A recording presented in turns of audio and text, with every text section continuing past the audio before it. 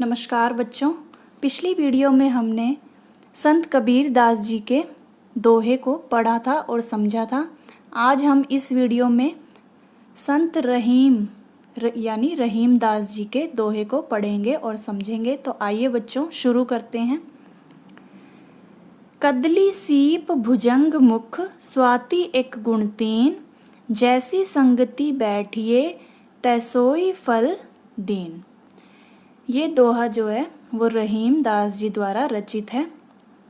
यहाँ पर कदली का अर्थ है केला, स्वाति का अर्थ है स्वाति नक्षत्र में गिरने वाली बूंद, वर्षा की बूंद। ठीक है,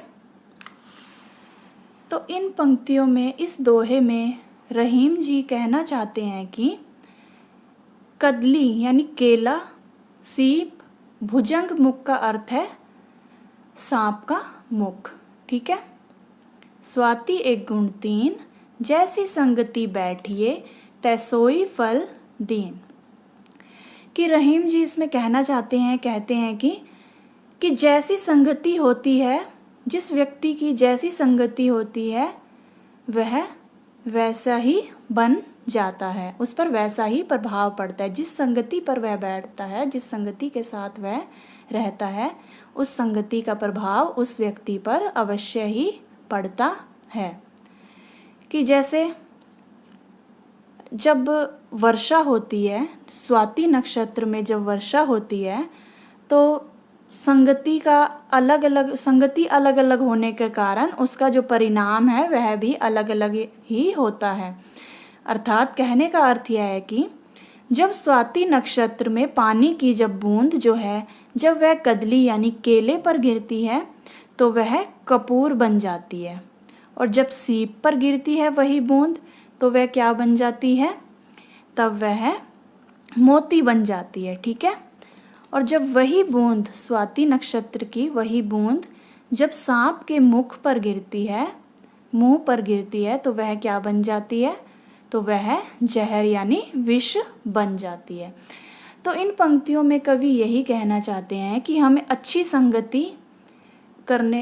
संगति में ही बैठना चाहिए, बुरी संगति में नहीं बैठना चाहिए, क्योंकि बुरी संगति का प्रभाव जो है वह बुरा ही होता है और अच्छी संगति का प्रभाव हमेशा अच्छा होता है।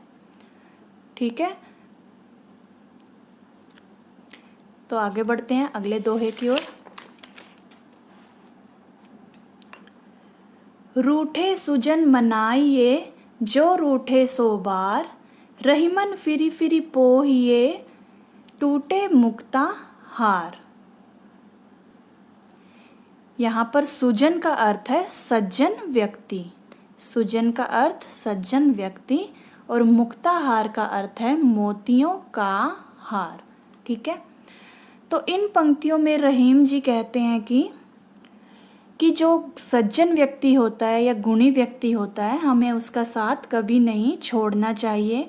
यदि वह व्यक्ति हमसे रूठ भी जाए तो हमें उसे मनाना चाहिए, चाहे वह हमसे 100 बार रूठ जाए, लेकिन हमें उसे 100 बार ही मनाना चाहिए, क्योंकि अच्छे व्यक्तियों का साथ, सज्जन व्यक्तियों का साथ बड़ी ही मुश्किल से मिलता है। ठीक है, जिस प्रकार यदि हमारी जो मोतियों की माला है, यदि वह टूट जाए तो हमें उसे बार बार धागे में पिरो लेना चाहिए।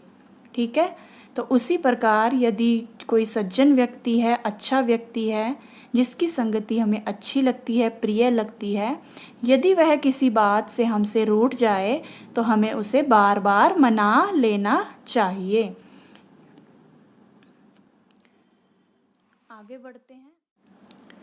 आगे बढ़ते हैं अगले दोहे की ओर।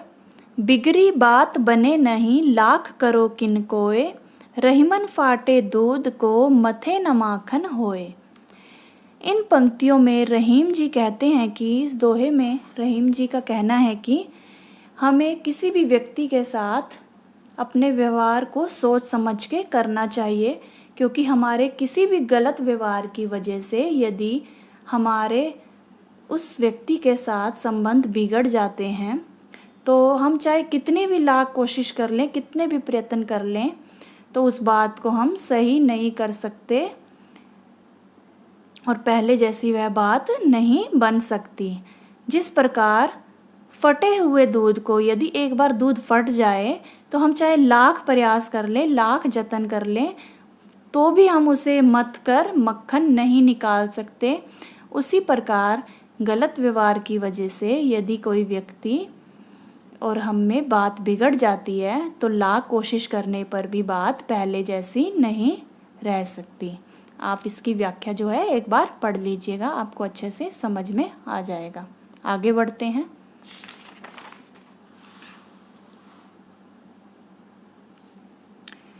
रहीमन निज संपत्ति बिना को न विपत्ति सहाय, बिनु पानी ज्यों जलज को नहीं रवि सके बचाए।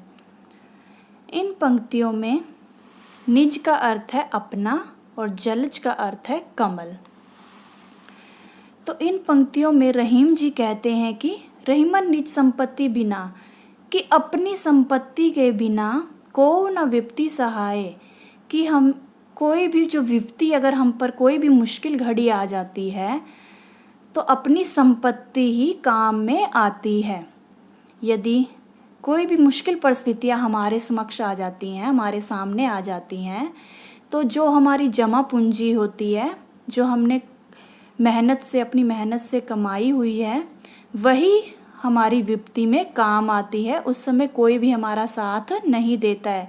जिस प्रकार बिनु पानी ज्यों जलज को नहीं रवि सके बचाए, कि जैसे यदि किसी तालाब का पानी सूख जाता है तो कमल को बिना पानी के सूर्य का प्रकाश, रवि यानी सूर्य का प्रकाश भी बचा नहीं सकता, क्योंकि सूर्य जो है वो सभी जीव जंतुओं के जीवन का आधार है। तो कहने का अर्थ यह है कि यदि कमल के पास अपना पानी नहीं है, क्योंकि कमल जो है वो कीचड़ में ही पैदा होता है, और यदि उसके पास पानी नहीं है तो बिना पानी के रवि यानी सूर्य भी उसे बचा नहीं सकता। उसी प्रकार मुश्किल घड़ी में हमारी जो है जमा पूंजी ही हमारे काम में आती है। उस वक्त कोई भी हमारा साथ नहीं देता या मदद के लिए आगे नहीं आता है। तो बच्चों, ये थे रहीम जी के कुछ दोहे। आपको ये वीडियो कैसी लगी, कितना समझ में आया आपको, कमेंट करके ज़रूर बताइएगा। और यदि आपको ये वीडियो अच्छी लगी है तो इस चैनल को सब्सक्राइब कर लीजिएगा और वीडियो को अपने सभी दोस्तों के साथ ज़्यादा से ज़्यादा शेयर कीजिएगा। अगली वीडियो में हम संत बिहारी दास जी के दोहे को पढ़ेंगे। तो मिलते हैं अगली वीडियो में, तब तक के लिए नमस्कार।